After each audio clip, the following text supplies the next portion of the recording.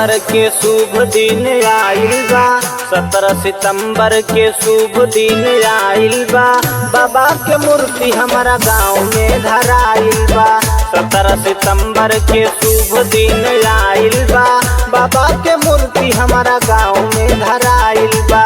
पूजा के चंदा घर घर से कटाइल बा। बाबा के मूर्ति हमारा गाँव में धराइल बा। बाबा के मूर्ति हमारा गाँव में धराइल बा। बोलो रे बोलो जय बोलो, बोलो रे बोलो जय बोलो, बोलो रे बोलो जय बोलो, बोलो रे बोलो जय बोलो।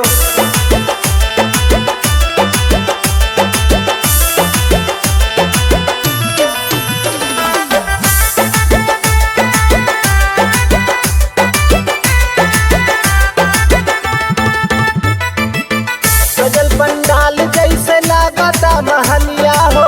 बजाता डीजे गूंजता के गाँव गलिया हो।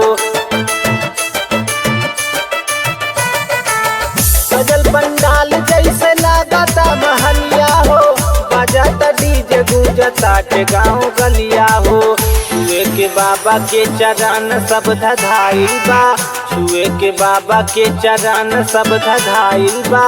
बाबा के मूर्ति हमारा गाँव में धराइल बा। बाबा के मूर्ति हमारा गाँव में धराइल बा। पूजा के चंदा घर घर से कटाइल बा। पूजा के चंदा घर घर से कटाइल बा।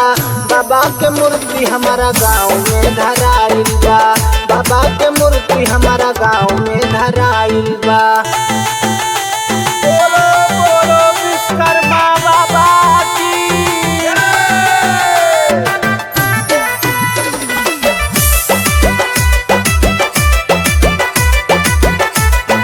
बोलो रे बोलो जय बोलो, बोलो रे बोलो जय बोलो, बोलो रे बोलो जय बोलो, बोलो रे बोलो जय बोलो।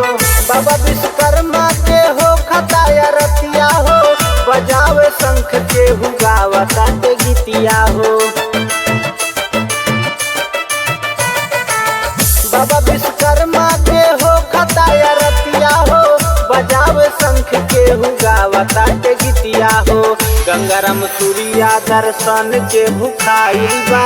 गंगाराम सूर्या दर्शन के भुखाइल बा। बाबा के मूर्ति हमारा गाँव में धराइल बा। बाबा के मूर्ति हमारा गाँव में धराइल बा। पूजा के चंदा घर घर से कटाइल बा। पूजा के चंदा घर घर से कटाइल बा।